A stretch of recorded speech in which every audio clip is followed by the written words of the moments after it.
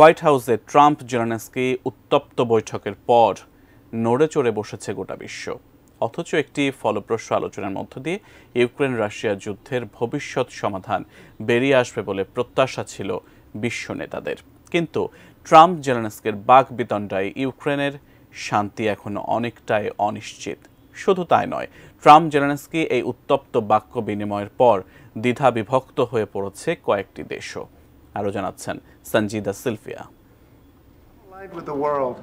And I want to get this thing over with. You see the hatred he's got for Putin. It's very tough for me to make a deal with that kind of hate. He's got tremendous hate. মার্কিন প্রেসিডেন্টের oval অফিসে এভাবে ট্রাম্পের কড়া কথার মুখে পড়বেন তা কল্পনাও করেননি ইউক্রেনের প্রেসিডেন্ট জেলেনস্কি।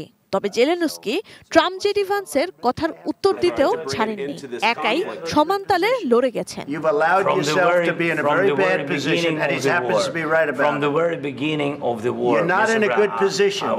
সাবেক প্রেসিডেন্ট বাইডেনের ইউক্রেন নীতিকে সমর্থন না করলেও রাশিয়ার বিরুদ্ধে যুদ্ধের মার্কিন সমর্থন ও সহযোগিতার জন্য আরো বেশি কৃতজ্ঞতা প্রকাশের জন্য জেলেনস্কিকে চাপ দেন ট্রাম্প ও তার deputy JD Vance. We signed him with gas contract. Yes, but after that he broken this ceasefire. মূলত খনিজ সম্পদ সংক্রান্ত চুক্তি স্বাক্ষরের কথা ছিল তার এই সফরে। সরাসরি নিরাপত্তা নিশ্চয়তা না দিলেও এই চুক্তি ছিল কৌশলগতভাবে গুরুত্বপূর্ণ। কিন্তু ট্রাম্পের সঙ্গে জেলেনস্কির উত্তপ্ত বাক্য বিনিময়ে ভেস্তে গেল সব।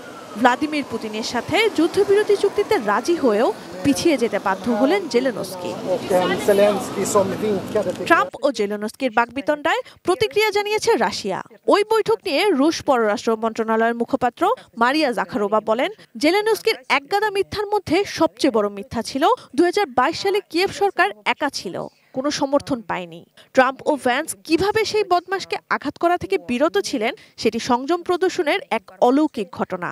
এদিকে রাশিয়ার সাবেক প্রেসিডেন্ট দিমিত্রি মেদভেদেভ এক পোস্টে জেলেনস্কিকে একজন উদ্ধত শূকর বলে মন্তব্য করেছেন। ভিশনের ফুলঝুরি মেগা অফারে ফ্রিজ কিনলেই পাচ্ছেন 16 পিসের আকর্ষণীয় গিফট বক্স একদম ফ্রি। এদিকে দুই নেতার বাকবিতণ্ডার পর দ্বিধাবিভক্ত বিশ্ব নেতারা। ওভাল অফিসে বৈঠকের পর শুক্রবার দুজনের সঙ্গে কথা বলেছেন যুক্তরাজ্যের প্রধানমন্ত্রী কিয়ার স্টারমার। শনিবার অস্ট্রেলিয়ার প্রধানমন্ত্রী আলবানিজ বলেছেন, যতদিন প্রয়োজন পড়বে ততদিন ইউক্রেনের পাশে থাকবে অস্ট্রেলিয়া।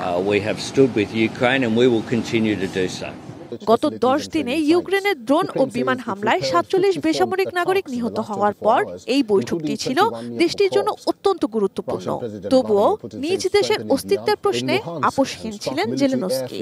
তার কূটনৈতিক দৃঢ়তা প্রশংসনীয় হলেও কি হবে এর চূড়ান্ত পরিণতি, সেটি এখন সবচেয়ে বড় প্রশ্ন।